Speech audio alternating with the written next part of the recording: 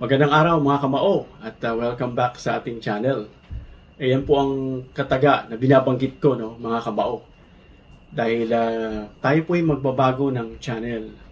Dahil itong mga nakaraang hindi ako nakapag-upload ay may mga pangyayari sa buhay ko na naisip ko na mas importante o mas mahalaga niyong malaman o may bahagi ko sa inyo. At kayo po ay bigay ng inyong opinion, makapagbigay ng inyong saloobin sa pamamagitan ng paglalagay ng comment. So, hindi ko sinasabing hindi importante ang combat sports dahil maliit pa lang ako ay ito na yung aking mga nasubaybayan. From boxing, arnis, yung mga sports na mountain bike, at kung ano-ano pang mga sports na kinaligan ko, kasama itong combat sports. Pero meron akong saloobin na sa tingin ko ay mas mahalaga ninyong malaman at maging kabahagi kayo nitong next chapter nitong channel na ito. Ang channel na ito ay tinatawag nating Truth Encounter Media at dito sa channel na ito ay tatalakayin natin ang lahat ng mga pangyayari dito sa ating mundo na may kinalaman sa nakasulat sa Biblia, mga propesiya, yung mga kaganapan dito sa ating bansa, yung mga kaguluhan sa West Philippine Sea, sa Middle East, mga bagay na, mga sakit na nagsisidatingan, at kung ano-ano pa na may kinalaman sa nasusulat sa Biblia. Sa tingin ko, mas importante natin itong pag-usapan at masubaybayan ninyo. Kaya, ito po ang ating bagong channel. At sa channel na ito, mga kaibigan, uumpisahan natin, no? Itong topic natin, what happens after we die? Ano po mangyayari pagkatapos nating mamatay? Maraming tao hindi nila alam, no? Kasi nag-e-enjoy sa buhay, sa tinatamasa, minsan wala na sa isip kung mamatay, saan pupunta? Ano bang meron? Meron pa bang afterlife? Well, mga kaibigan, kapag ang tao ay namatay, may dalawa siyang pupuntahan. Yun po ang langit at ang impyerno. So pag-usapan natin, mga kaibigan, kung ano ba ang langit? At ito ay nakasulat sa Biblia. Sabi sa John 14 verses 2 to 3, sabi ni Jesus, "My Father's house has many rooms. If that were not so, would I have told you that I am going there to prepare a place for you? And if I go and prepare a place for you, I will come back and take you to be with me, and you also may be where I am." So si Jesus po nagsasalita na yan. Sinabi niya na sa tahanan daw ng kanyang ama ay maraming kwarto. Siya ay aalis, babalik siya sa langit, at siya po ay maglalaan ng lugar para sa iyo at sa akin. So ito po ay pangako ni Jesus at ito po ay totoo dahil si Jesus mismo ang nagsabi, na hinahanda niya yung lugar na kung saan pupuntahan ng tao, pupuntahan mo at pupuntahan ko. Kung ikaw at ako ay pupunta dito sa langit. No? So ayon naman sa Philippians 3:20 verse 21, sabi ron, "But our citizenship is in heaven, and we eagerly await a Savior from there, the Lord Jesus Christ, who by the power that enables him to bring everything under his control, will transform our lowly bodies so that they will be like his glorious body." Ibig sabihin, mga kaibigan, na tayo hindi taga rito sa lupa. Ang ating citizenship ay sa langit. No? Tayong mga mananampalataya. Pag sinabi pong mananampalataya, ito lang po yung mga tao na tumanggap kay Kristo, nagsisi sa kasalanan at nanampalataya na si Kristo ay Diyos at tagapagligtas. At isang araw babalik si Jesus at yun po ang ating inaantay. No? Sa ating mga believers, ang heaven o ang langit ay ang ating tahanan. Hindi ito isang lugar lang, mga kaibigan. Pero ito isang pangako ng transformation or pagbabago. Pagbabago ng alin? Wala ng kamatayan, wala ng lungkot, wala ng hirap at wala ng luha. Sabi sa Revelations 21 verse 4, "He will wipe every tear from our eyes. There will be no more death, or mourning, or crying, or pain, for the old order of things have passed away." So, ibig sabihin, mga kaibigan, na lahat ng nararanasan nating kalungkutan, kapighatian, luha, dahil sa mga nararanasan natin sobrang pait, sobrang hirap, mawawala na yan pagdating sa langit. Yan po ay papahiran. Wala nang kamatayan, wala nang sorrow, wala nang pain. No? Tayo pag may suliranin, umiiyak. Pag may nararamdaman tayong sakit, may mga sakaramdaman, may mga cancer, umiiyak sila. Pero that pain one day sa heaven ay mawawala na. He will wipe every tear from our eyes. So wala nang luha. Dahil ang heaven ay ang lugar ng restoration o pag-restore o pag-aayos ng lahat ng bagay. Sabi sa 2 Corinthians 5 verse 1, ito yung ating bagong katawan, no? For we know that if the earthly tent we live is destroyed, yung earthly tent na tinutukoy, itong katawan natin, no? Tent kasi hinalintulad bilang pansamantala lang. We have a building from God, an eternal house in heaven, not built by human hands. Hindi ito yung gawa ng tao na bahay. Ito po'y bahay sa langit na gawa ng Diyos at nilaan niya para sa atin. So ito ay building na mula sa Diyos. Ito ay isang walang hanggan or eternal house in heaven. Dito na tayo maninirahan magpakailanman. Wala nang kamatayan. Wala nang sakit, wala nang luha. So ang ating mga katawang panlupa na temporary lang dito sa mundo, kaya wag po nating isipin na kahit gaano kayaman, kahit gaano karami ang ating natamo sa buhay, tayo ay lilisan at lilisan sa ayaw mo sa gusto. Dahil mayroon kang pupuntahan. Kung ikaw ay matuwid na tao at nananampalataya sa Diyos, tumanggap kay Kristo bilang Diyos tagapagligtas, at pinamuhay mo ang mga sinasabi niya sa Biblia, ikaw ay pupunta sa langit. No? At ang tahanan mo ay ang kalangitan magpakailanman. Ano naman ang impyerno? Sabi sa Matthew 10:28, do not be afraid of those who kill the body, but cannot kill the soul. Rather, be afraid of the one who can destroy both soul and body in hell. Ito po'y sinasabi sa Matthew 10:28. Na ibig sabihin, huwag tayong matakot doon sa pumapatay ng katawan. No? Yung kung kahit magkasakit ka, huwag kang magtatakot kasi talagang mamamatay naman ang tao sa ayaw mo at sa gusto. Dahil daw ikaw ay matakot doon sa pumapatay ng kaluluwa at katawan doon sa impyerno. At ito po yung mga taong masasama na hindi nanampalataya sa Diyos at sumunod sa Kanya. Kapag sila po ay namatay, sila po ay dediretso doon sa impyerno at sila po ay susunugin doon. Ang kanilang katawan at ang kanilang kaluluwa sa impyerno. Ang impyerno ay totoo, mga kaibigan. No? Ito ay isang bagay na hindi natin dapat ipagwalang bahala o baliwala. Hindi ito isang kwentong kutsero lang o kwentong kanto lang na hindi totoo. Ito po ay totoo dahil si Kristo mismo ang nagsabi nito. Ayon sa Revelations 20 verse 15, anyone whose name was not found written in the book of life was thrown into the lake of fire.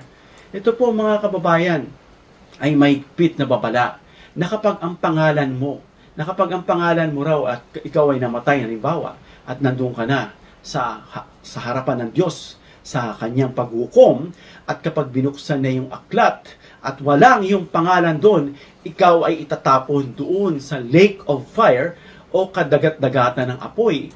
Yung sinasabi sa Biblia na Hades, sa Greek word o sa wikang Griego, ay Hades. At sa Hebrew naman, ay ito ay Sheol. Pero hindi pa ho ito yung lake of fire o yung Gehenna. Yung pong nabanggit kong Hades at Sheol ay impyerno. Pero hindi ito yung sinasabing lake of fire o Gehenna, na kung saan dun ang last destination ng masasama na itatapon sila forever and ever, walang hanggan, walang katapusan, at wala ka ng time magsisi dahil yun na ang iyong huling hantungan kapag ikaw ay masama. So lahat ng hindi makikita ang pangalan sa banal sa aklat ay itatapon sa impyerno. Itong impyerno ay describe na lugar ng kahatulan. Ikaw ay hinatulan na ng Diyos at kinusgahan. Kaya habang nasa lupa, ang pagkakataon natin habang buhay pa, kapag narinig natin ang salita ng Diyos, mga Biblia na babasa, turo ng ating mga kaparian o ng pastor, makinig tayo. Huwag nating baliwalain. Matuto tayong magdasal. Dahil pagdating sa impyerno, itong mga bagay na ito ay wala na at wala nang tsansa. Nasabi nga nila ang impyerno na kung saan matatagpuan mo ang mga pinakamadasaling tao dahil lahat ng dasal para sila ay maligtas pero huli na ang lahat. Ayon sa Luke 16:23-24, ito po ay tungkol doon sa mayaman at kay Lazaro. In Hades, where he was in torment, he looked up and saw Abraham from afar or from away with Lazarus by his side. So he called to him, Father Abraham, have pity on me and send Lazarus to dip the tip of his finger in water and cool my tongue because I am in agony in this fire. Mga kaibigan, ito po'y paglalarawan kung ano ang itsura ng lugar na pinuntahan itong masamang mayaman at pinuntahan ni Lazaro. Itong pinuntahan ng mayaman na sinasabi ko kanina na Hades o Sheol sa wikang Hebreo ay hell o impyerno. At hindi pa ho ito yung sinasabing lake of fire o Gehenna. Doon po napunta itong masamang mayaman na gusto niyang pakiusapan si Abraham na isausaw daw ni Lazaro yung dulo ng kanyang daliri. Ibig sabihin sa kinaparoroonan ni Lazaro ay may tubig o may ginhawa, no? Kumpara sa kanyang kinalalagyan. At hindi sila magkakaabutan dahil may malaking bangin or gap na hindi ka magkakaabutan. Marahil magkakakitaan kayo at magkakarinigan, pero hindi ka makakaparoonan, hindi siya makakaparito papunta sa sa iyong kinalalagyan. So, itong lugar na ito na sinasabi ni Jesus mismo ay lugar ng torment, na kapag ikaw ay namatay, ikaw ay pupunta rito. Ito ay isang totoong lugar, mga kaibigan, at hindi gawa-gawa lang. Ito ay real, at kailangan kapag narinig mo ang salita ng Diyos at nabaginan ka, dapat makinig ka at seryosohin mo itong bagay na naririnig mo. Dahil ito ay hindi isang kwento lamang. Dahil ito po ay totoo, dahil ito ay mula sa bibig ni Kristo. Ayon naman sa 2 Thessalonians 1:9, they will be punished with everlasting destruction and shut out from the presence of the Lord and from the glory of His might. Sabi rito, sila ay parurusahan ng pagwalang hanggan, walang katapusan, nakapahamakan at isasarado. O, wala na sila sa presensya ng Diyos. Malayo na sa kanyang kaluwalhatian. Ibig sabihin, hindi ito sa langit, mga kaibigan. Ito ay sa impyerno. Sila ay parurusahan sa impyerno, walang magpakailanman at malayo sa presensya ng Diyos. Ang separation from God ay ang pinaka-ultimate o pinaka-huling hantungan o ang pinaka-matinding trahedya na mangyayari sa buhay ng tao. At yan ang impyerno. So anong dapat mong gawin, kaibigan, kung hindi mo pa tinatanggap si Kristo? O hindi mo pa nabahaginan yung iyong kapitbahay, kaibigan? No, tungkol sa salita ng Diyos. Ito po ang dapat gawin. Sabi sa John 3:16, For God so loved the world that He gave His one and only Son, that whoever believes in Him shall not perish, but have everlasting life. So sino man daw ang pumaroon kay Kristo o tumanggap kay Kristo o manampalataya kay Kristo, dahil mahal na mahal ng Diyos ang sanlibutan, kasama ka at ako, kaya ibinigay niya si Kristo para tayo ay maligtas at hindi mapunta sa impyerno, bagkus magkaroon ng buhay na walang hanggan. Yan po ang offer ng langit. Yan po ang offer ni Kristo sa lahat.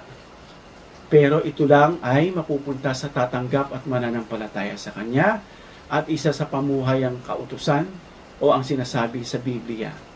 So Romans 6:23 sabi ron, For the wages of sin is death, but the gift of God is eternal life in Christ Jesus our Lord. Ang kabayaran daw ng kasalanan ay kamatayan. Hindi lamang po ito kamatayang pisikal, ito ay kamatayang spiritual na tinutukoy ko kanina na ikaw ay mapupunta sa impyerno kapag ikaw ay masama. Ako, ikaw naman mabuti ay ikaw ay pupunta sa langit. At yan po ay eternal, walang hanggan buhay. Kaya tayo po ay magdesisyon. Ang desisyon natin ay importante. Sabi nga ng kasabihan, your decision can either make you or break you. So choose wisely. Choose your destiny. Dahil si Kristo lang ang tanging daan papunta sa Ama at ang siyang nagbayad sa ating mga kasalanan upang tayo ay maligtas at ang kasalanan at ang ating kakayahan ay walang kwenta. Dahil hindi nga natin kaya bayaran ang ating kasalanan. No? So, ang eternal life ay regalo ng Diyos. Hindi mo nga ito i-deserve. Ito ay kaloob niya sa iyo. So, pumili ka. Choose to receive it or reject it. Nasa sayo yan. I-reject mo pa si Kristo o pipiliin mo siya. So, bilang pangwakas, Sa afterlife o sa kabilang buhay, hindi ito isang kathang-isip lang mga kaibigan. Ito ay realidad, katotohanan at mangyayari ito sa darating na panahon. Ang Biblia ay nagbibigay sa atin ng mga choices. Buhay kasama ang Diyos o separation, hiwalay sa Diyos, sa impyerno. So anong pipiliin mo, kaibigan? Nakita mo ba na ang ating pinag-usapan ngayon ay nakakatulong sa iyo? Kung iyan po ay nakakatulong sa iyo, kaibigan, bigyan mo ako ng like, mag-comment ka down below, at i-share mo ang video ito para malaman din ng ibang tao na ito pala ang mangyayari sa susunod na panahon. At dapat nilang malaman. At ikaw, kaibigan, nakakilala naman kay Kristo. Ano pang inaantay mo? Ibahagi mo ang video na ito at i-share mo sa mga taong hindi pa nakarinig kay Kristo. No? At kung gusto niyo po ang mga ganitong klaseng content, comment down below at gagawa pa tayo ng marami. At hindi lamang po ito, pati yung mga may kinalaman na pangyayari sa ating bansa ay ating pong gagawing content at yan ay talagang may kinalaman sa nasusulat sa Biblia. Hanggang sa muli, ako po si Mark Narboneta at kita-kita tayo sa susunod nating video.